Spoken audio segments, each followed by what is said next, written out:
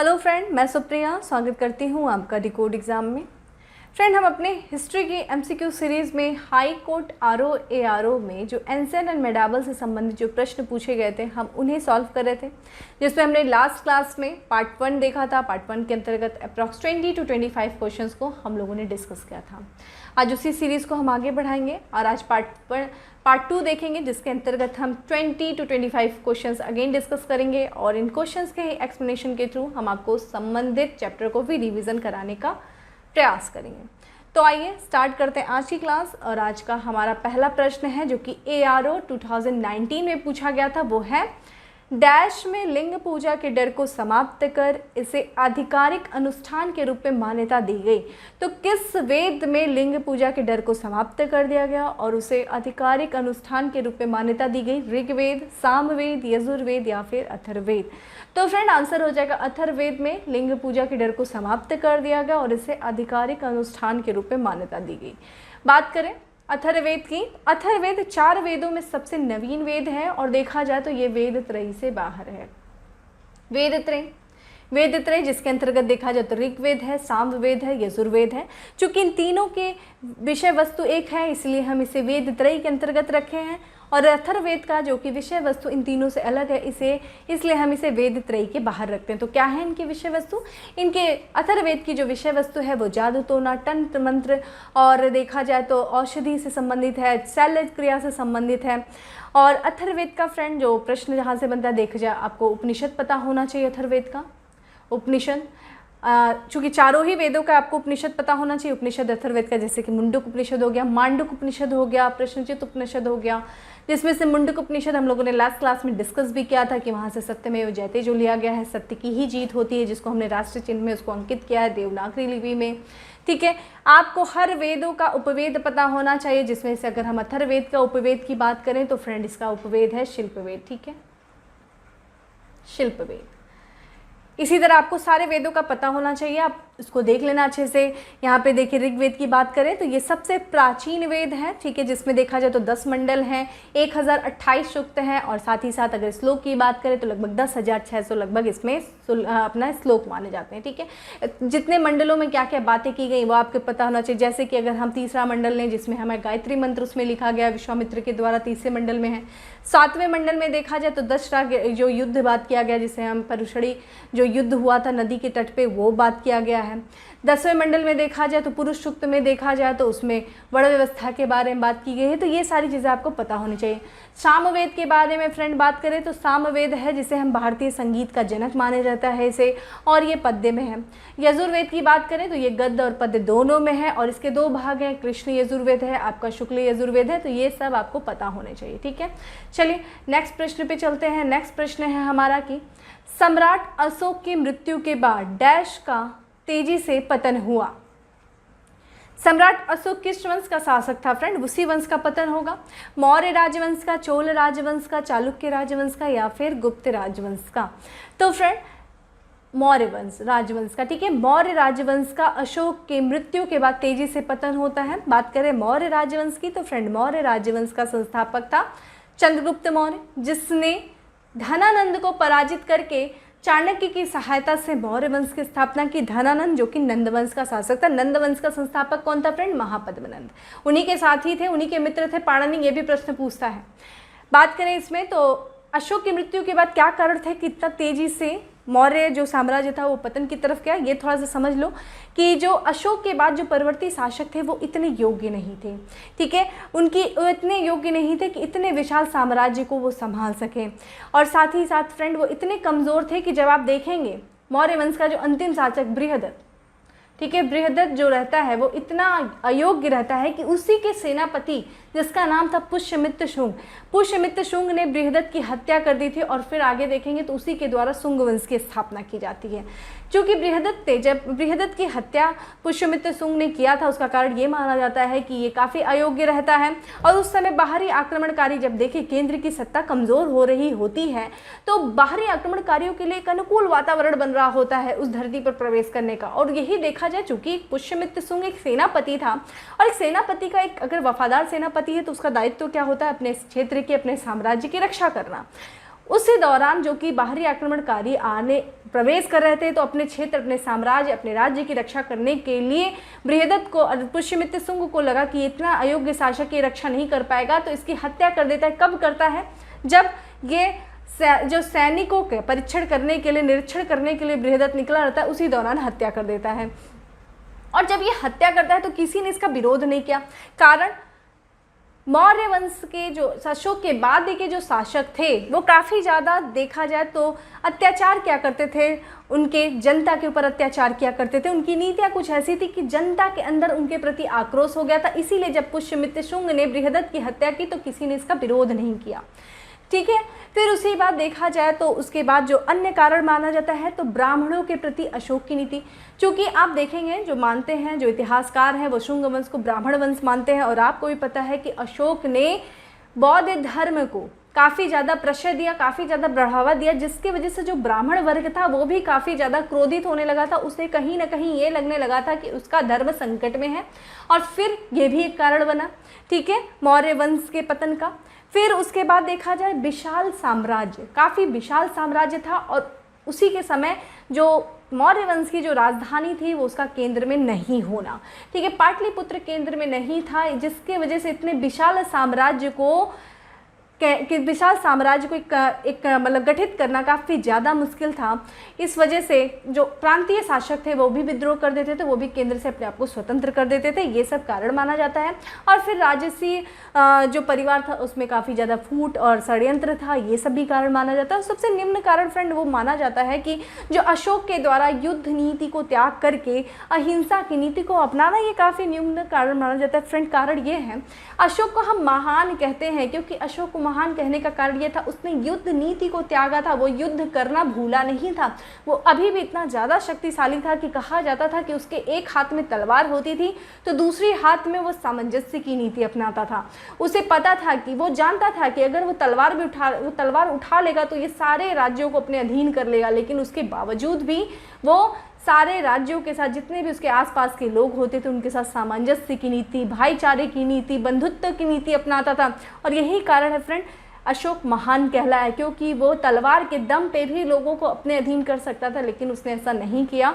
तो ये बहुत निम्न कारण माना जाता है कि अशोक की युद्ध नीति को त्यागना। ठीक है, तो ये हमने आपको कुछ कारण बताए जो कि अशोक के बाद जो है बनते हैं मौर्यों के पतन के कारण, जिसमें आप ध्यान रखिएगा कि परवर्ती शासकों की अयोग्यता, प्रांतीय शासकों का अत्याचार, साथ ही साथ ब्राह्मणों के प्रति अशोक की नीति और साम्राज्य का विशाल होना, और साथ ही साथ केंद्र की राजधानी का केंद्र में नहीं होना। ठीक है, ये सारी चीज़ें आप नोट कर लो, समझ लेना। ठीक है, चलिए आगे बढ़ते हैं। डैश के सभी प्रसिद्ध चौहान शासक था जिसे बाद में चौहान के नाम से जाना गया और जिसने 1191 में सुल्तान महमूद गौरी नामक अफगान शासक को हराया। ठीक है, कौन था ये? अशोक, प्रशस्ति, हरिश्चंद्र या फिर पृथ्वीराज तृतीय। ठीक है फ्रेंड, आंसर हो जाएगा पृथ्वीराज तृतीय, जिसे हम इतिहास में पृथ्वीराज चौहान के भी नाम से जानते हैं, वो पृथ्वीराज तृतीय हैं। हमें इनके बारे में पृथ्वीराज रासो, जो कि चंद्रबरदाई की पृथ्वीराज रासो से काफ़ी ज़्यादा जानकारी मिलती है। इनके समय में देखा जाए तो चौहान वंश का काफ़ी ज़्यादा उत्कर्ष होता है। और इनके बारे में अगर हम लोग बात करें फ्रेंड पृथ्वीराज चौहान की, तो ये सोमेश्वर के पुत्र थे। ठीक है, सोमेश्वर के पुत्र थे। और इनके बारे में बात करें तो इन्हें राय पिथौरा कहा जाता था। दल पुंगल की इन्होंने उपाधि ली थी, दल पुंगल की इनकी उपाधि थी। दल पुंगल यानी कि विश्व विजेता। इन्हें हिंदू राज्य का अंतिम सूर्य भी कहा जाता है। ये शासक बनते हैं 1177 में, ये शासक बनते हैं। उसके बाद कई शासकों को इन्होंने पराजित किया, जिसमें अगर हम बात करें तो 1182 में इन्होंने चंदेल वंश के शासक परमर्दी देव को पराजित किया। परमर्दी देव के ही फ्रेंड 2 सेनापति थे जिन्हें आहल और उदल, ये बहुत इंपॉर्टेंट थे, काफ़ी इतिहास में इनके बारे में कहानियां हैं। तो आला और उदल की मृत्यु हो जाती है युद्ध मैदान के दौरान। काफ़ी साहस के साथ वो लोग पृथ्वीराज चौहान का सामना करते हैं। उसके बाद देखा जाए 1191 में जब गौरी का आक्रमण होता है तो पृथ्वीराज तृतीय ने गौरी को आपके तराइन के प्रथम युद्ध में पराजित किया। परंतु दुर्भाग्य से 1192 में पुनः मोहम्मद गौरी ने भारत पर आक्रमण किया और तराइन के द्वितीय युद्ध में पृथ्वीराज चौहान को पराजित कर दिया। और तराइन का जो द्वितीय युद्ध था काफ़ी निर्णायक युद्ध हुआ भारत की धरती पर मुस्लिम सत्ता को स्थापित करने के लिए। उसी समय देखा जाए दिल्ली सल्तनत की स्थापना होती है, जिसके बारे में हम लोगों ने काफ़ी चर्चा किया। दिल्ली सल्तनत जिसमें 5 वंश थे, कौन कौन से? सबसे महत्वपूर्ण आपका देखा जाए तो गुलाम वंश, जिसे हम मामलुक वंश कहते हैं, उसके बाद खिलजी वंश, उसके बाद देखा जाए तुगलक वंश, उसके बाद देखा जाए सैयद वंश और अंत में लोधी वंश। तो ये चीज़ इंपॉर्टेंट है, ठीक है। बाकी ध्यान रखिएगा पृथ्वीराज चौहान, जिसे हम पृथ्वीराज तृतीय भी कहते हैं। चलिए नेक्स्ट है हमारा डैश के राजा देशों का एक संग्रह है, जिसमें मौर्य सम्राट अशोक द्वारा बनाई गई नीतियां हैं जो 269 ईस्वी पूर्व के आसपास आधुनिक भारत में मौर्य सिंहासन पर विराजमान हुए हैं। 269 के आसपास अशोक का राज्याभिषेक होता है, ठीक है। 273 ईस्वी पूर्व में वो शासक बनते हैं, लेकिन उनका राज्याभिषेक 4 वर्षों बाद यानी कि 269 में होता है। उनको 4 वर्ष लग जाते हैं अपने भाइयों से संघर्ष करने में, गद्दी को प्राप्त करने में, ऐसा इतिहास में लिखा गया है। तो उनका राज्य देश का संग्रह क्या था? धम्म था, नियम था, धर्म था या फिर कर्म था? तो ये था धम्म, ठीक है। धम्म जो था वो राज्यादेशों का एक संग्रह था, जिसमें सम्राट अशोक मौर्य द्वारा बनाई गई नीतियाँ थीं। फ्रेंड, अशोक पहला ऐसा शासक है भारत का जिसने अभिलेखों के माध्यम से प्रजा से, जनता से संवाद करने की प्रथा की शुरुआत की। इसने देखा जाए इसके 3 प्रकार के अभिलेख थे, हम लोगों ने बात किया था 3 प्रकार के अभिलेख कौन कौन से थे। एक आपका देखा जाए तो शिलालेख है जो कि पत्थरों पे था, शिलालेख है। और दूसरा देखा जाए तो स्तंभ लेख है जो कि पिलर होता है। और तीसरा आपका गुहा लेख जो कि गुफाओं में होता था। 3 तरह के अभिलेख थे। इन्हीं के माध्यमों से ये 3 अभिलेख इसके मिले हैं, इन्हीं के माध्यमों से इसके क्या थे, ये संवाद करता था। इसने चूँकि हम लोगों ने ये भी बात किया था कि 261 ईस्वी पूर्व यानी कि अपने राज्याभिषेक के 8वें वर्ष बाद और 9वें वर्ष के समय 9वें वर्ष की शुरुआत में इसने कलिंग का अभियान किया था। और कलिंग के अभियान के दौरान उस युद्ध में 1 लाख लोग मारे गए थे, 1.5 लाख लोग करीब घायल हुए थे और कई बड़ी संख्या में अपने घरों से लोग विस्थापित हुए थे। ये सब दृश्य जो था वो अशोक के हृदय को इतना दुखी कर देता है, इतना ज़्यादा कुंठित कर देता है कि वो अशोक ने वहीं से युद्ध नीति को छोड़ दिया था और अपना लिया था धम्म नीति। तो भाई धम्म नीति क्या है, कैसे हमें पता चलेगा कि इसके धम्म नीति क्या है? तो फ्रेंड, ये जो धम्म नीति थी वो नैतिक उत्थान का एक तरीके से नैतिक उत्थान था। और किस तरीके से, जो नैतिक उत्थान कैसे किया जाएगा? आचार और नियमों की एक संहिता, ठीक है। नैतिक उत्थान के लिए जो अशोक के द्वारा आचार और नियमों की जो संहिता बनाई गई थी वही इसकी धम्म थी। और ये परिभाषा जो है अशोक की धम्म की वो कहाँ से ली गई है, ये आपके लिए इंपॉर्टेंट है। तो ये लिया गया था दीर्घ निकाय के राहुलोवाद सूत्र से लिया गया। ये लिख लीजिए, ठीक है। यहाँ पे मैं आपको आराम से बता दे रही हूँ कि दीर्घ निकाय के राहुलोवाद सूत्र से अशोक के धम्म की परिभाषा ली गई है। अशोक जो कि हमने बताया कि शिलालेखों, स्तंभ लेखों और गुहा लेखों के माध्यम से अपने प्रजा से संवाद करता है। इसने अपने स्तंभ लेख यानी कि दूसरे स्तंभ लेख में स्वयं से प्रश्न पूछता है कि धम्म क्या है, धम्म क्या है, और स्वयं से ही इसने दूसरे + 7वें स्तंभ लेख में मिला करके धम्म की परिभाषा देता है। और ये धम्म की परिभाषा क्या है? अशोक का धम्म जो है अपास्विनव है। अपास्विनव क्या होता है? यानी कि पाप से मुक्ति, लोगों का कल्याण करना, लोगों पे दया करना, सत्य बोलना और साथ ही साथ शुद्धि, अपनी आत्मा की शुद्धि करना। देखा जाए यही धम्म था। कलिंग का युद्ध उसके लिए उसके जीवन में एक तरीके से जो लेके आया वो इसी धम्म के माध्यम से उसने क्या किया, अपने पाप से मुक्ति पाया, ठीक है। और फिर उसके बाद इन सारी चीज़ों को जो है व्यवहार में लाने के लिए अशोक ने कुछ नियम बनाए, कुछ जो आचार बनाए, वही इस धम्म में लिखित है। और वो नियम क्या क्या थे फ्रेंड? कि लोगों को अपने वो प्राणी जो है, प्राणी की क्षति नहीं करनी चाहिए। उसने देखा जाए तो अभी आप जब आप आगे पढ़ोगे तो उसने देखा अपने साम्राज्य में उसने जीव हत्या पर प्रतिबंध लगा दिया था।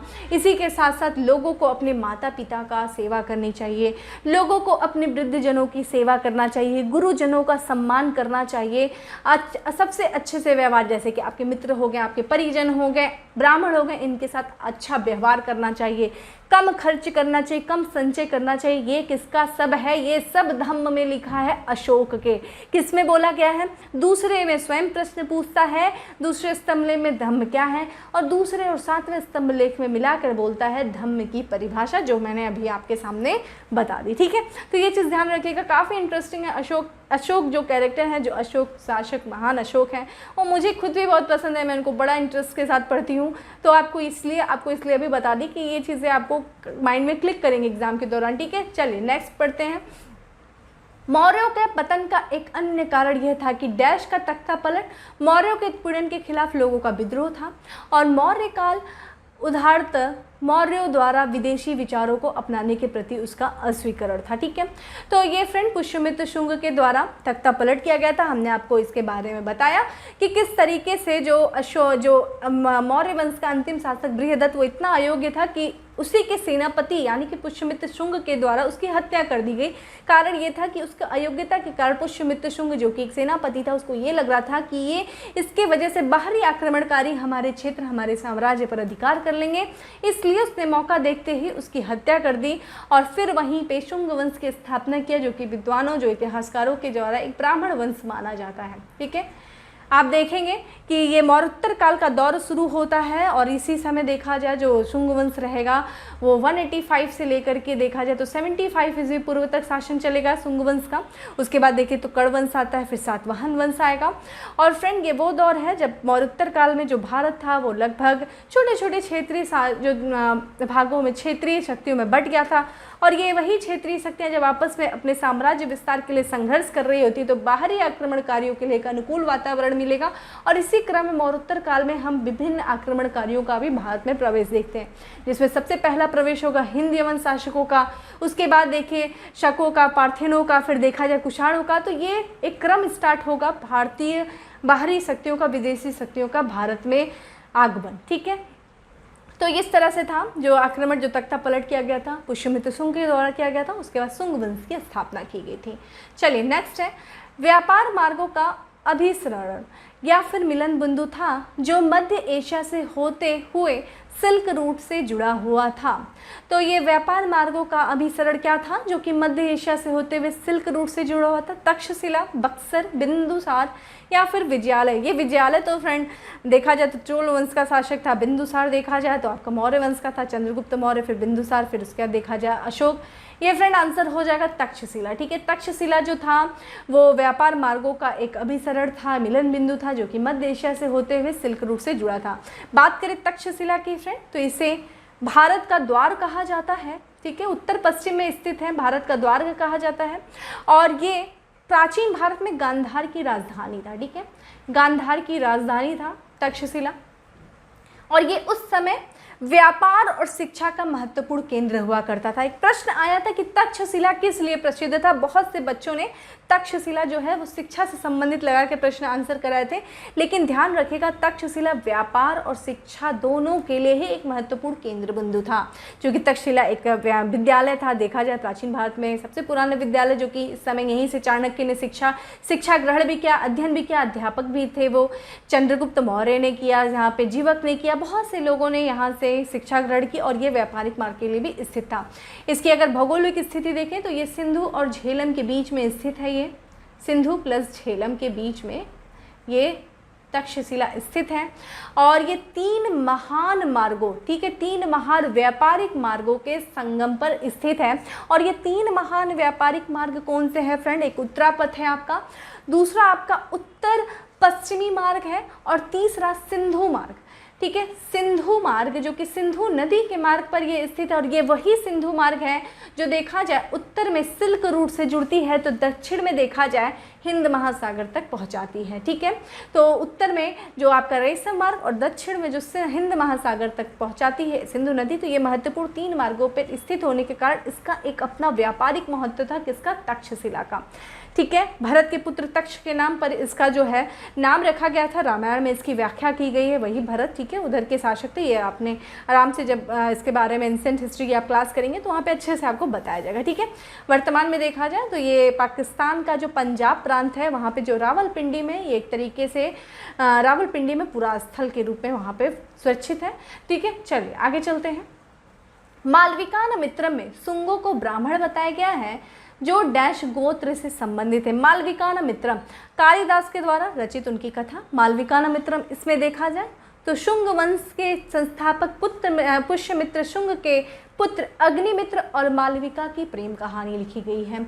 इसमें देखा जाए तो शुंगों को क्या बताया गया है, शुंगों को ब्राह्मण बताया गया जो कि किस गोत्र से संबंधित थे, अगस्त्य से, अत्रि से, कश्यप से, भृगु से। तो फ्रेंड आंसर हो जाएगा कश्यप गोत्र से संबंधित है जो कि शुंगों को ब्राह्मण बताया गया था। हमने बताया था कि कई विद्वानों के द्वारा, इवन कालिदास की जो मालविकाग्निमित्रम है उसमें भी शुंगों को ब्राह्मण बताया गया है और गोत्र जो है वो कश्यप बताया गया है इनके बारे में। तो ये कश्यप गोत्र का बताया गया है। और हमने पाणिनि के भी बारे में बात किया, पाणिनि जो कि देखेंगे जो पुष्यमित्र शुंग के जो मित्र थे पाणिनि, जिन्होंने अष्टाध्यायी की रचना किया था। ठीक है, सॉरी, पाणिनि महापद्मनंद के समय में थे, वो पुष्यमित्र शुंग के समय में तो पतंजलि थे, पतंजलि उन्हीं ने जो 2 अश्वमेध यज्ञ करवाया था। ठीक है, तो वो जो पतंजलि सॉरी जो पाणिनि थे उन्होंने शुंगों को भारद्वाज गोत्र का बताया। ठीक है, भारद्वाज गोत्र का किसने बताया, पाणिनि ने बताया, जिन्होंने अष्टाध्यायी की रचना किया। और उसी पे टीका किसने लिखा था, पतंजलि ने लिखा था, जिसको महाभाष्य कहते हैं। ठीक है, ये चीज़ ध्यान रखिएगा। चलिए आगे बढ़ते हैं। आगे है, दिल्ली पर पहली बार डैश राजपूतों के अधीन एक साम्राज्य की राजधानी बनी थी। चौहान, तोमर, राजपूत, गुप्त, राजवंश। तो दिल्ली पहली बार जिस राजपूत के अधीन साम्राज्य की राजधानी बनी थी वो थी तोमर राजपूत। ठीक है, ये हमें जो जानकारी मिलती है वो पृथ्वीराज रासो जो कि चंद्रबरदाई के द्वारा जो लिखी गई थी, चंद्रबरदाई के द्वारा जो लिखी गई पृथ्वीराज रासो से हमें जानकारी मिलती है कि तोमर वंश का संस्थापक, ठीक है, जिसका नाम था अनंगपाल तोमर। ठीक है, इसने दिल्ली को स्थापित किया, दिल्ली को बनाया और फिर उसको अपनी राजधानी बनाया था अनंगपाल तोमर, जिसकी जानकारी हमें पृथ्वीराज रासो, ठीक है, इससे हमें मिलती है। चल नेक्स्ट चलते हैं। और किस सदी में फ्रेंड, 11वीं सदी में, ध्यान रखिएगा। इसी को आगे जा करके इस पे अधिकार कर लेगा कौन, पृथ्वीराज चौहान तृतीय। वो भी अपने साम्राज्य का विस्तार करता है, अजमेर से आगे बढ़ता है, उत्तर की दिशा में अपने साम्राज्य का विस्तार करता है, दिल्ली पर अधिकार करता है। और इधर से पश्चिम की तरफ से मोहम्मद गौरी आता है, उसका भी नीति साम्राज्य विस्तार की रहती है। और जब वो पंजाब तक पहुँचता है तो दोनों की सीमाएँ आपस में टकरा जाती हैं और फिर उसके बाद इन दोनों की युद्ध होता है, जो कि 1191 में हमने बताया करा इनका प्रथम युद्ध, जिसमें पृथ्वीराज चौहान ने गौरी को पराजित किया। लेकिन दुर्भाग्य से 1192 का जो द्वितीय युद्ध था, जिस पर पृथ्वीराज चौहान जो है पराजित होते हैं तराइन के द्वितीय, और दिल्ली पर अधिकार हो जाता है मोहम्मद गौरी का। ठीक है, चलिए आगे है। सातवाहन साम्राज्य की सरकार पारंपरिक अधिकार पर गठित थी, जिसमें साम्राज्य डैश में बटा हुआ था। देखिए, हर साम्राज्य जो था ना, उनको प्रशासनिक सुविधा के लिए कई इकाइयों में बांटा जाता था। तो सातवाहन जो कि हमने बताया कि पुष्य जो मौर्योत्तर काल में सबसे पहला जो वंश है वो आपका भारतीय वंश था, आपका शुंग वंश, उसके बाद कर्ण वंश, फिर उसका सातवाहन वंश। सातवाहन जिसकी स्थापना सिमुक के द्वारा की गई थी। तो इस वंश में जो साम्राज्य में जो सरकार जो था पारंपरिक आधार पर संगठित थी, जिसमें साम्राज्य डैश में बटा हुआ था, गुप्त वंश में, जनपद में, अमात्य में, गमिका में। फ्रेंड, गुप्त वंश तो अपने आप में एक वंश है, वो तो किसी के अधीन, वो तो स्वयं में बटा होगा कई इकाइयों में।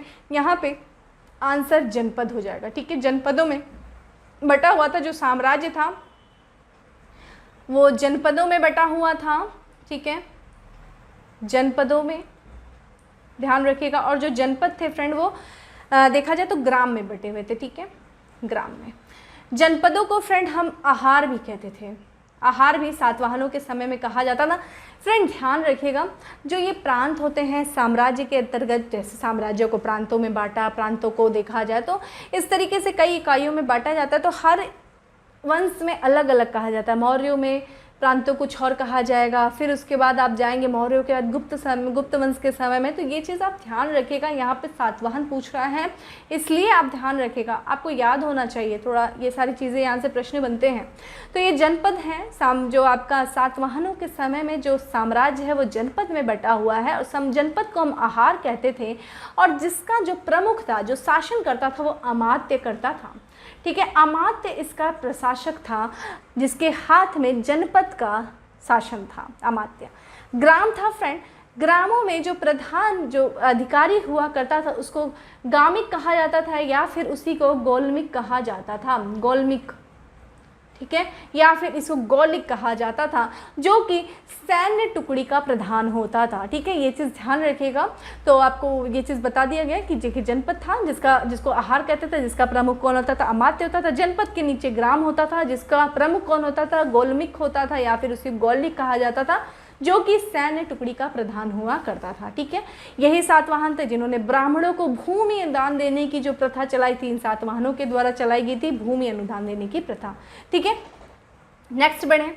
इनमें से कौन सा मठ सिक्किम में स्थित है? रूमटेक मठ, नामग्याल मठ, घूम मठ, तवांग मठ। तो फ्रेंड आंसर हो जाएगा रूमटेक मठ जो है वो आपका सिक्किम में स्थित है और इसकी जो स्थापना करवाया था वो करमापा, ठीक है, करमापा लामा वांगचुक, ठीक है, वांगचुक दोजे ने करवाया था इसकी स्थापना। ठीक है, नेक्स्ट देख लीजिए इसमें जो दूसरा मठ है वो है नामग्याल मठ है। वो देखा जाए तो नामग्याल जो मठ है वो कहाँ पे स्थित होगा, तो ये हिमाचल प्रदेश के धर्मशाला में स्थित है। घूम मठ देख लीजिए फ्रेंड, ये पश्चिम बंगाल के दार्जिलिंग में स्थित है। तवांग मठ देख लीजिए तो तवांग कहाँ पे है, अरुणाचल प्रदेश में है, तवांग जिले में तवांग मठ है। तो ये चीज़ भी, ये सब डायरेक्ट फैक्ट्स वाले प्रश्न है, मैच द फॉलोइंग पूछ देता है, ध्यान रखिएगा। चलिए नेक्स्ट है हमारा चौखंडी स्तूप डैश में स्थित है। चौखंडी स्तूप बौद्ध गया में स्थित है, सारनाथ में स्थित है, कौशाम्बी में स्थित है या फिर अयोध्या में स्थित है। तो फ्रेंड चौखंडी स्तूप जो है वो वाराणसी के सारनाथ में स्थित है और माना जाता है चौखंडी स्तूप का जो मूल स्वरूप बना था वो अशोक के द्वारा बनवाया गया था, ऐसा माना जाता है। और जो वर्तमान जो इसका स्वरूप है वो बनवाया गया था टोडरमल के पुत्र जो हैं जिनका नाम है गोवर्धन। ठीक है, गोवर्धन के द्वारा इसका जो वर्तमान स्वरूप है वो बनवाया गया था और ये ऐसा माना जाता है चौखंडी जो स्तूप है वो वहाँ पे बनवाया गया जहाँ महात्मा बुद्ध जो है अपने पहले शिष्य से मिलते हैं। ठीक है, तो वहीं पे चौखंडी स्तूप बनवाया गया जो कि सारनाथ में है, वाराणसी के। ठीक है, और सारनाथ में ही बताया था जो पहला उपदेश अपने शिष्यों को दिए थे वो सारनाथ में दिए थे, जिसे क्या कहा गया था, धर्म चक्र प्रवर्तन कहा गया था। और फ्रेंड हमने लास्ट क्लास में गलती कर दी थी, जब भगवान बुद्ध अपने घर से निकलते हैं तो उसको मैंने महापरिनिर्वाण बोल दिया था, बोलते टाइम तो ध्यान नहीं रहता है ना, उस समय मुझसे गलती हो गई थी। तो एक बच्चे ने बल्कि ध्यान दिया था, तो वो महाभिनिष्क्रमण उसको कहते हैं, महापरिनिर्वाण। जब उन्होंने अपने शरीर का त्याग किया था तो उसे महापरिनिर्वाण उस घटना को कहते हैं। और बाकी जब उन्होंने प्रथम बार उन्होंने ज्ञान प्राप्त किया तो उसको संबोधि कहते हैं, उन्होंने अपना उपदेश दिया तो उसको धर्मचक्र प्रवर्तन कहते हैं। ये सारी घटनाओं के नाम आपको पता होने चाहिए। चलिए नेक्स्ट है हमारा RO 2020 में जो प्रश्न पूछा गया था उसको देखते हैं। सूफी के संबंध में निम्नलिखित कथनों में से कौन सा कथन सही है? सूफीवाद, ठीक है, वे संगीत और उपदेशों के जरिए आध्यात्मिकता का प्रचार करते थे। सूफी उनके धार्मिक दृष्टिकोण में बहुत ही रूढ़िवादी थे। सूफी धार्मिक संप्रदाय व सिलसिलों में संगठित होते थे। सूफी पीरी मुरीद परंपरा आरंभ हुआ। ठीक है, इसने जो सूफीवाद ने पीरी मुरीद परंपरा को आरंभ किया। तो फ्रेंड इसका देखिए आंसर हो जाएगा जो सूफी थे ना उनके धार्मिक दृष्टिकोण में बहुत ही रूढ़िवादिता होती थी, ये गलत है। तो चूंकि 2 आपका गलत है दूसरा विकल्प, तो आप इसमें से आंसर निकाल लेते हैं, आपका आंसर हो जाएगा B, पहला सही है, तीसरा सही है, चौथा सही है। तो बात करें फ्रेंड सूफीवाद की जो शुरुआत हुई थी फ्रेंड वो ईरान में हुई थी और एक धार्मिक सुधार आंदोलन के रूप में हुई थी। इस्लाम में सुधार करने के लिए सूफीवाद की शुरुआत ईरान में हुई थी, ये चीज़ ध्यान रखिएगा। सूफी शब्द जो कि एक अरबी शब्द से निकला है जिसका नाम है सफ़ा, जिसको हम पवित्रता कहते हैं। ठीक है, सफ़ा का मतलब होता है पवित्रता, यहीं से बना है सूफी। ठीक है, पवित्रता से। इसके बारे में बात करें तो जो सूफी थे यहाँ पे दिया है वे संगीत और उपदेशों के जरिए आध्यात्मिकता का प्रचार करते थे। बिल्कुल करेक्ट है फ्रेंड। जो सूफी थे वो जो थे समा और जिसको कहते हैं रक्स। समा क्या होता है फ्रेंड? समा मतलब होता है संगीत, रक्स मतलब होता है नृत्य। समा और रक्स यानी कि संगीत और नृत्य से ये क्या करते थे, ईश्वर को प्राप्त करते थे, जिसको क्या कहा जाता था, फना हो जाना। यानी कि समा से क्या हो जाना, फना हो जाना, समा के द्वारा फना हो जाना, यानी कि नृत्य और संगीत के माध्यम से ईश्वर को प्राप्त कर लेना, ये इनका विशेष जोर रहता था। ठीक है, इन्होंने बात करें तो सूफी धार्मिक संप्रदाय या सिलसिलों में संगठित होते थे। बिल्कुल सही बात है फ्रेंड, ये जो सूफी संत होते थे इनके दो संप्रदायों में ये बटे हुए थे। इसके अगर बारे में बात करें तो दो संप्रदाय थे वो, एक सेकेंड यहाँ पे हम तो ठीक है, ये दो जो सूफी धार्मिक संप्रदाय है ये दो सिलसिलों में बटे रहते थे। दो इनके देखा जाए तो दो भाग थे, कौन कौन से थे, एक बेशरा था, ठीक है, बाशरा था, और जो दूसरा था वो बेशरा था। ठीक है, बेशरा।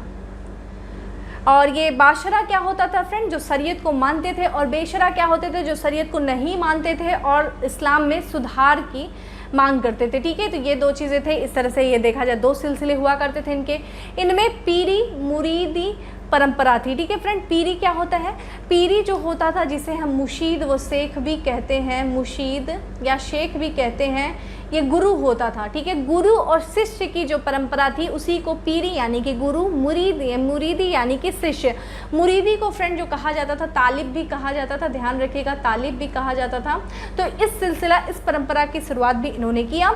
और ये जो गुरु होते थे वो खानकाहा में रहा करते थे। खानकाहा जो थे वो सूफियों का, जो सूफी थे, खानकाहा एक निवास स्थान हुआ करता था। यहीं पे ये अपने शिष्यों को शिक्षित किया करते थे, उनको ज्ञान दिया करते थे। और फिर उनके जो शिष्य होते थे फ्रेंड वो एक स्थान से फिर दूसरे स्थान वो जाते थे, फिर वहाँ पे गुरी और ये आपका पीरी और मुरीद की जो है सिलसिला शुरू करते थे। यानी कि जो पहले शिष्य था वो आगे जाता, जब उसको ज्ञान की प्राप्ति हो जाती थी तो वो आगे जाता था, उस स्थान को छोड़ के दूसरे स्थान पे जाता था, फिर वहाँ वो अपने कुछ शिष्यों को बनाता था, उनको शिक्षित करता था, फिर वो शिष्य आगे जाते हैं। तो इसी तरह क्रम चलता रहता है। तो ये क्या एक सिलसिला बन जाता है और यही है सूफी सिलसिला। ठीक है, इसी क्रम में आप देखें तो भारत में भी सूफी आंदोलन, जो सूफी क्रम हुआ, सूफी आगमन का क्रम हुआ, वो आपको पता होना चाहिए। जिसमें पहला कौन सा था, सूफी जो संप्रदाय था, जो पहले चिश्ती आता है। चिश्ती संप्रदाय के अंतर्गत हम लोगों ने लास्ट टाइम बात किया था, जिसमें से बात करें तो जो निज़ामुद्दीन औलिया थे वो भी चिश्ती संप्रदाय से थे। ख्वाजा कुतुबुद्दीन बख्तियार काकी, जिनके याद में, जिनकी स्मृति में कुतुबुद्दीन ऐबक ने कुतुब मीनार के निर्माण करवाया, ये चिश्ती संप्रदाय। उसके बाद देखा जाए तो सूहावर्दी संप्रदाय, फिर फिरदौसी संप्रदाय, फिर संतानी संप्रदाय, उसके बाद कादिरी संप्रदाय और नक्शबंदी संप्रदाय। नक्शबंदी जो था सबसे कट्टर संप्रदाय माना जाता था। कादिरी संप्रदाय के फ्रेंड जो एक सूफी थे जिनका नाम था मियाँ मीर फ्रेंड वही थे जिन्होंने स्वर्ण मंदिर की आधार को रखा। अमृतसर में जो स्वर्ण मंदिर थी उसकी नींव को मियाँ मीर रखने वाले थे। और इन्हीं के अनुयायी थे कौन, जो आप सिख संप्रदाय के जो 5वें गुरु हैं जिनका नाम है गुरु अर्जुन देव, जिनको जहांगीर ने फांसी चढ़ा दी थी, उसी के अनुयायी हैं। मियाँ मीर के ही अनुयायी माने जाते हैं आपके गुरु अर्जुन देव माने जाते हैं। उन्हीं मियाँ मीर के एक पुत्र रहते हैं जिनका अनुयायी माना जाता है औरंगजेब का भाई दारा सिकोह माना जाता है। तो ये सब आपको पता होने चाहिए, प्रश्न यहीं से बनते हैं ज़्यादा। एक प्रश्न भी आया था कि जो दारा सिकोह है वो सूफी संप्रदाय के किस संप्रदाय को, किस सिलसिले का अनुयायी माना जाता है, तो फ्रेंड वो कादिरी संप्रदाय का माना जाता है। ये चीज़ इंपॉर्टेंट है। ठीक है, तो आंसर आपका क्या था फ्रेंड, यहाँ पे आंसर देखा जाए तो 1, 3, 4। ठीक है, चलिए नेक्स्ट, निम्नलिखित में से कौन सा एक गैर भारतीय धर्म है, बौद्ध धर्म, जैन धर्म, यहूदी धर्म या फिर हिंदू धर्म। तो यहाँ पे फ्रेंड आंसर हो जाएगा यहूदी धर्म जो है वो एक गैर भारतीय धर्म है। बाकी बौद्ध धर्म भारत की धरती पे पनपा, महात्मा बुद्ध के द्वारा बौद्ध धर्म की स्थापना। जैन धर्म 24 तीर्थंकर, ऋषभ प्रथम जो तीर्थंकर है ऋषभ देव के द्वारा जैन धर्म को जो है स्थापित किया गया। उसके 24 तीर्थंकर महावीर स्वामी के द्वारा इसको काफ़ी ज़्यादा प्रचार किया गया। हिंदू धर्म, ठीक है, ये सब भारतीय धर्म है। बाकी आपका यहूदी धर्म जो है वो एक गैर भारतीय धर्म है। चलिए नेक्स्ट प्रश्न पे चलते हैं। नेक्स्ट है हमारा, चंद्रगुप्त के मंत्री कौटिल्य उनके महान ग्रंथ डैश के कारण बहुत प्रसिद्ध हैं। चंद्रगुप्त के मंत्री जो प्रधानमंत्री थे कौटिल्य, जो इतिहास में चाणक्य और विष्णुगुप्त के नाम से काफ़ी ज़्यादा, विष्णुगुप्त शर्मा के नाम से काफ़ी ज़्यादा ये प्रसिद्ध है। इनकी एक पुस्तक है जिसका नाम है अर्थशास्त्र। ठीक है, अर्थशास्त्र पुस्तक की चाणक्य के द्वारा लिखी गई है। और इस फ्रेंड चाणक्य, जिसे हम भारत का मैकियावेली भी कहते हैं, ये उन्होंने जो पुस्तक अर्थशास्त्र लिखी वो संस्कृत में लिखी। ठीक है, ये चीज़ पता होना चाहिए, संस्कृत में लिखी और चंपू शैली में लिखा गया था। चंपू शैली गद्य और पद्य दोनों में होता है, ये भी चीज़ ध्यान रखेगा। ये जो इस अर्थशास्त्र के विषय वस्तु आपको पता होना चाहिए। अर्थशास्त्र ये मत समझिएगा कि इकोनॉमिक्स से संबंधित है। अर्थशास्त्र जो है वो भारतीय राजनीति का प्रसिद्ध ग्रंथ है, ठीक है, भारतीय राजनीति का प्रसिद्ध ग्रंथ है। और उसमें देखा जाए अर्थशास्त्र में तो राज्य व्यवस्था, कृषि संबंधी और आपका जो न्याय संबंधी, राजनीति संबंधी आदि से विभिन्न जो पहलुओं पर इस अर्थशास्त्र में विचार किया गया है, आदि से संबंधित इसमें बातें की गई हैं, ठीक है। इस जो अर्थशास्त्र में जो शैली फ्रेंड है वो उपदेशात्मक माना जाता है, यानी कि उपदेश है, इसमें सलाहात्मक माना जाता है, राजा को सलाह देने जैसी बातें इसमें की गई है।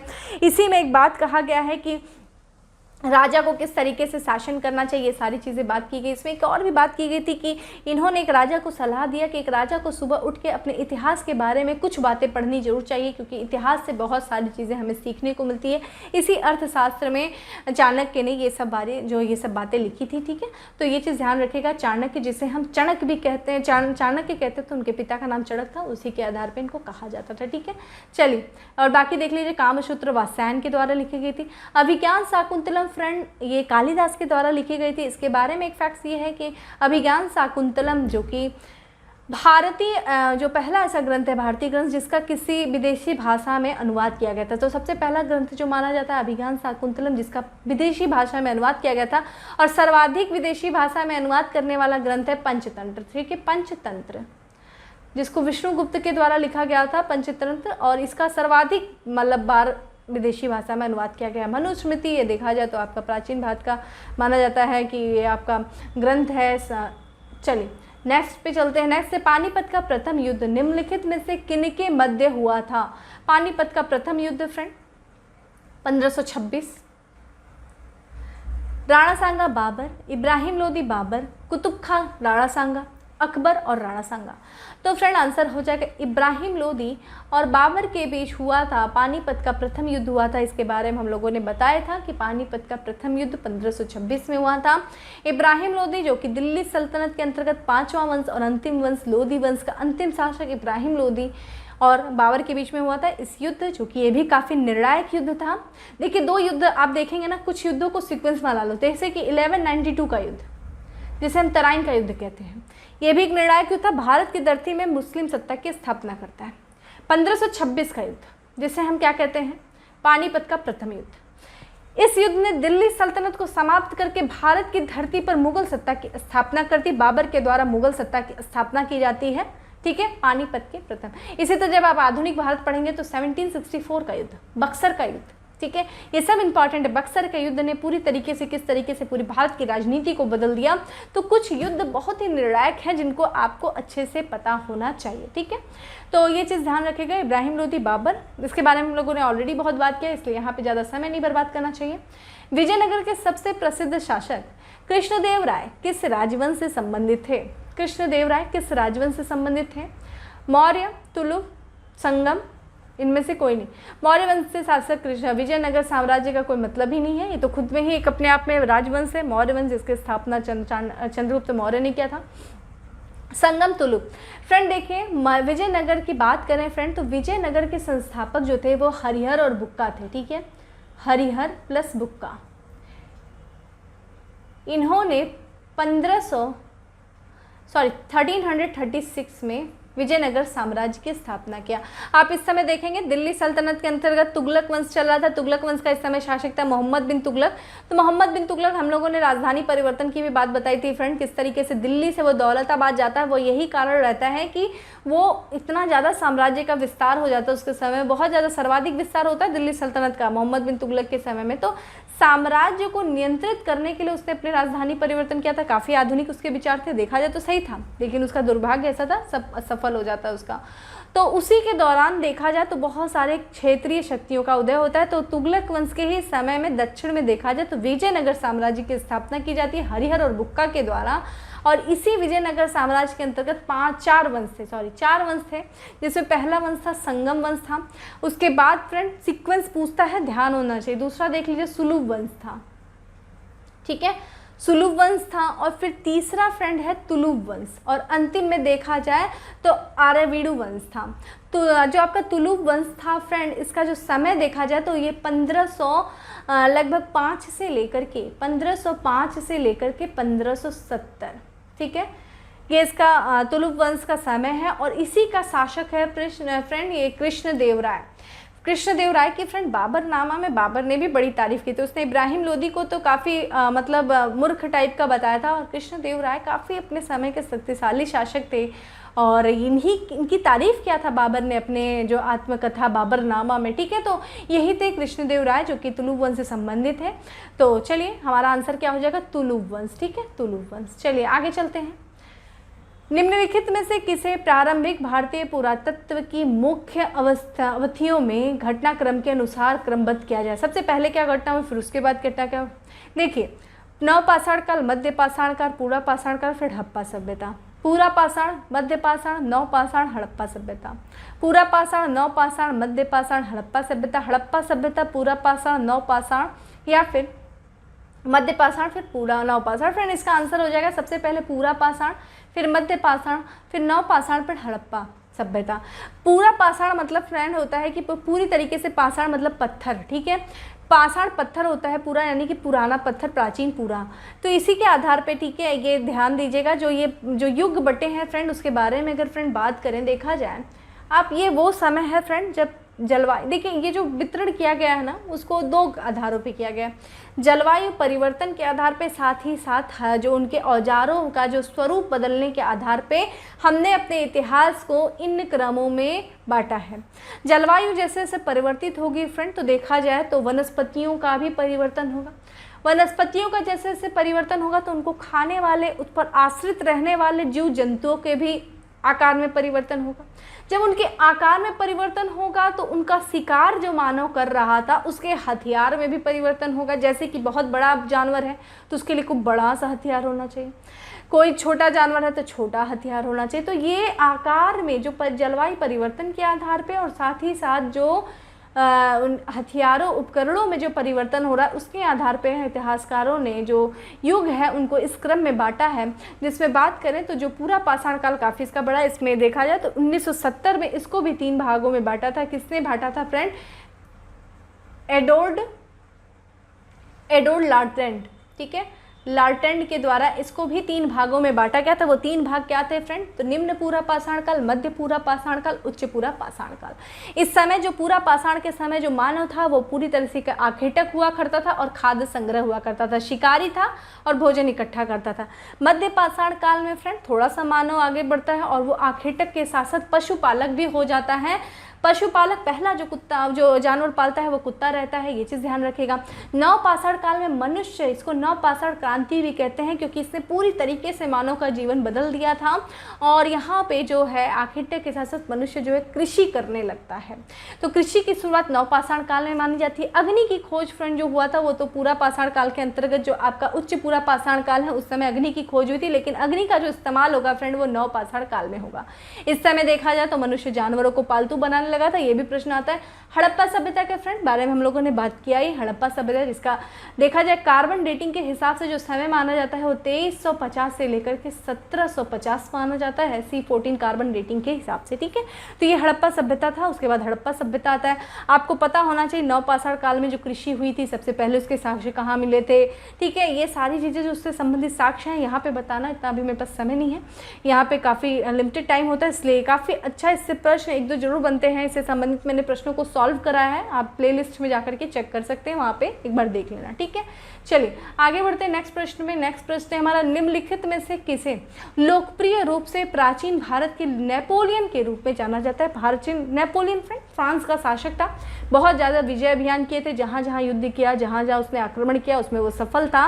और भारत में ऐसा कौन सा शासक था जो अपने विजय अभियानों के लिए जाना जाता है? समुद्रगुप्त, चंद्रगुप्त मौर्य, चंद्रगुप्त द्वितीय, कनिष्क या फिर अशोक।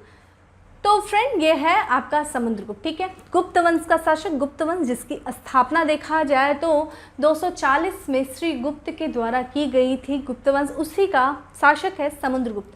समुद्रगुप्त को विंसेंट आर्थर स्मिथ, ठीक है, विंसेंट आर्थर स्मिथ जो इस इतिहासकार हैं, आप लोग को नाम पता ही होगा इनके बारे में। इनकी एक पुस्तक है the early history of India, उसमें समुद्रगुप्त को इन्होंने भारत की नेपोलियन कहा। समुद्रगुप्त की बात करें तो फ्रेंड जहां हम अगर इससे अशोक की तुलना करें तो अशोक ने जहां शांति और अनाक्रामक नीति अपनाई, वहीं समुद्रगुप्त ने हिंसा और विजय की नीति अपनाई। इसने बहुत ज़्यादा विजय अभियान किए। इसके बारे में जो हमें पता चलता है वो हरिसेन द्वारा जो रचित है, जिसका नाम है प्रयाग प्रशस्ति। प्रयाग प्रशस्ति से हमें समुद्रगुप्त के विजय अभियानों की जानकारी मिलती है। प्रशस्ति मतलब होता है तारीफ, बहुत ज़्यादा इसके बारे में तारीफ कही कि प्रयाग प्रशस्ति किसने लिखा था, हरिसेन द्वारा लिखा गया था, रचित था। और इसने उत्तर भारत में और दक्षिण भारत में कई अभियान किए और इसने उत्तर भारत के शासकों के लिए प्रत्यक्ष नीति का अपनाया, डायरेक्ट उनको अपने अधीन लेता था, और दक्षिण भारत के राज्यों को अपने अधीन लाने के लिए उसने अप्रत्यक्ष नीति को पालन किया, अप्रत्यक्ष तरीके से उन पर शासन किया। तो ये सारी चीज़ें हमने आपको क्लास में बताई थी। बाकी यहाँ पे जान लो कि इसकी विजय अभियानों के कारण जो इतिहासकार विंसेंट आर्थर स्मिथ हैं उसको नेपोलियन कहते हैं, भारत का नेपोलियन। ये देखिए चंद्रगुप्त द्वितीय, जिसे हम विक्रमादित्य के नाम से जानते हैं, ये चंद्रगुप्त बाद शासक बनता है, गुप्त वंश का शासक रहता है, ठीक है। इनको विक्रमादित्य भी कहा जाता है। फिर कनिष्क फ्रेंड, जब मरुत्तर काल में जब बाहरी आक्रमणकारी आते हैं उसमें कुषाण जो रहता है उसी का शासक कनिष्क है। कनिष्क के समय में ही चौथी बौद्ध संगीति हुई थी। कहाँ पे? जम्मू कश्मीर के कुंडल ग्राम में हुई थी। ये कनिष्क के समय ही होती है। अशोक के बारे में हम लोगों ने काफ़ी कुछ पढ़ा। चलिए नेक्स्ट प्रश्न है, गुजरात समुद्र तट पर स्थित प्रसिद्ध सोमनाथ मंदिर को निम्नलिखित में से किसने नष्ट किया? मोहम्मद गौरी, महमूद गजनवी, बख्तियार खिलजी, कुतुबुद्दीन ऐबक। तो फ्रेंड ये आंसर हो जाएगा महमूद गौरी ने जो सोमनाथ मंदिर को नष्ट किया।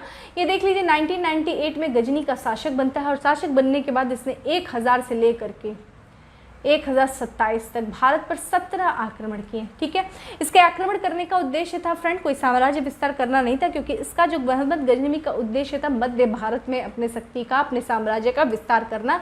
मध्य भारत में नहीं, सॉरी, जो मध्य एशिया है आपका, ठीक है, वहाँ पे खुरासान वगैरह पे अधिकार करना। मध्य एशिया में इसका रुझान ज़्यादा था। मध्य एशिया के अभियान के लिए इसको अधिक संपत्ति चाहिए, क्योंकि अभियान बहुत बड़ा है, उसमें बड़ी विशाल सेना होनी चाहिए। विशाल सेना को रखने के लिए आपको आर्थिक दृष्टि से मजबूत होना चाहिए। आर्थिक दृष्टि से मजबूत होने के लिए, क्योंकि भारत उस समय बहुत समृद्ध था, ये बात मोहम्मद गजनवी को पता थी, उसने लगातार भारत में आक्रमण किया और बहुत सारे मंदिरों को लूटा फ्रेंड, क्योंकि मंदिरों में बड़ी संपत्ति हुआ करती थी, इसलिए मंदिरों पर इसने बहुत आक्रमण किए। उसी क्रम में इसने 1025 में अपने 16वें आक्रमण में सोमनाथ मंदिर पर आक्रमण करता है, उसको खूब लूटता है। और इस समय जो वहाँ का गुजरात का शासक था वो भीम प्रथम था, ये चीज़ ध्यान रखेगा। और महमूद गजनवी का एक दरबारी कवि था जिसका नाम था उत्तबी, ध्यान रखिएगा फ्रेंड, ये महमूद गजनवी का दरबारी कवि था। उत्तबी लिखता है कि मोहम्मद गजनवी को सोमनाथ मंदिर के अभियान से जितनी संपत्ति, जितनी धन दौलत प्राप्त हुआ है उसने अभी तक इसके किसी भी अभियान में नहीं प्राप्त हुआ है, ठीक है। ये लिखता है कौन? उत्तबी लिखता है, ठीक है। बाकी फ्रेंड बख्तियार खिलजी, इसने नालंदा विश्वविद्यालय को नष्ट किया था।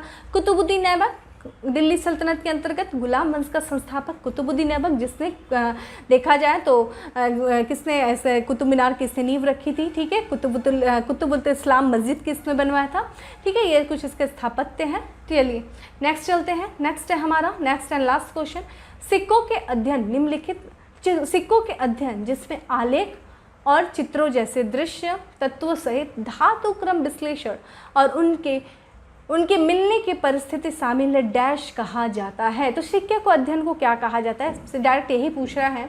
पूरा लेख कहा जाता है, मुद्रा शास्त्र कहा जाता है, या फिर पुरातत्व कहा जाता है, या फिर इतिहास कहा जाता है। तो सिक्कों के अध्ययन को फ्रेंड कहा जाता है, ये मुद्रा शास्त्र कहा जाता है, यानी कि इसको न्यूमिस्मेटिक कहा जाता है। न्यूमिस्मेटिक, इसमें देख लीजिएगा, न्यूमिस्मेटिक कहा जाता है। फ्रेंड जो सिक्कों का जो माना जाता है, जो मुद्रा शास्त्र के जो जनक माने जाते हैं वो जेम्स प्रिंसेप को माना जाता है। जेम्स प्रिंसेप को माना जाता है, मुद्रा शास्त्र के जनक माना जाता है, ठीक है। जेम्स प्रिंसेप, इनको जनक माना जाता है। भारत का जो आरंभिक सिक्का था फ्रेंड वो 6वीं शताब्दी ईस्वी पूर्व यानी कि महाजनपद काल के समय में था, वो उसको आहत सिक्का कहते थे, ठीक है। आहत सिक्का कहते थे, इसी को पंचमार्क सिक्का कहा था जेम्स प्रिंसेप ने। और ये जो आहत सिक्के थे वो ज़्यादातर चांदी के बने होते थे, ये चीज़ आपको पता होना चाहिए।